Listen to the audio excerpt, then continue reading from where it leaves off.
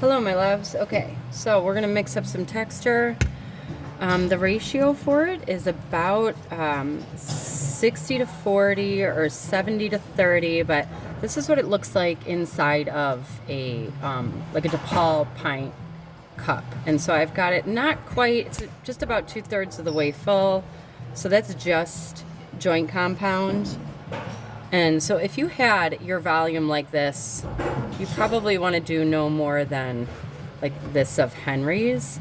And then when you mix it up, it ends up having this type of consistency. So it's like a, it'll stick to your stick.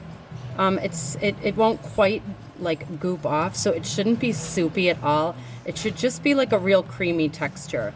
So it's not too far off from your joint compound. But certainly not soupy enough to fall off. So if you were gonna make something like this inside of like a 2-gallon bucket, which I think you guys have a bunch of them over there, so on the inside I've indicated, so your texture line is just about the halfway. So if you did like a gallon of joint compound, and then you wanna fill like about a half gallon with Henry's, and then just give yourself like, a healthy dollop, maybe about a quart of black paint, and that should be enough to tint your texture. So now for the actual technique, I didn't tint this. I suppose I could if we wanted to, but I think you guys will get the idea. So I've just got a big old honkin' chip brush here.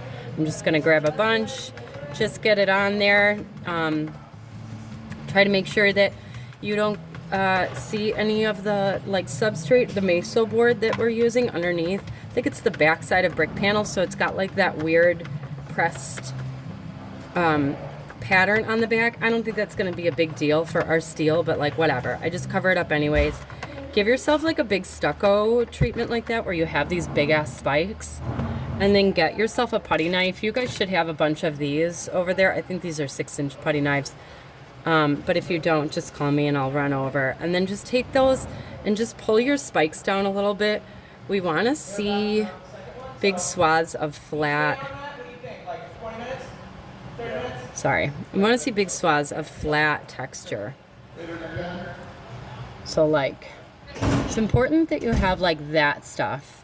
And then there's big crevices, and our washes and glazes are going to pool in a lot of these like crevicey areas, but overall like we'll be able to dry brush a lot of metallic treatment onto those flat bits, and it's really going to shine, and it's going to look like kind of oxidized shitty steel, and from far away it looks really good. It looks really sharp.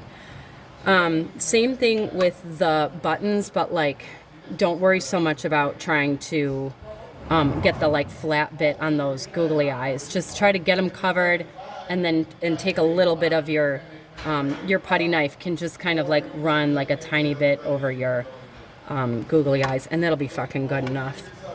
So this should happen to the long stringers that make up the side of the stairs, so not the treads. We don't want to do this to the places where people are walking, but we do want to do them to the sides of the stringers, and then all of that meso facing.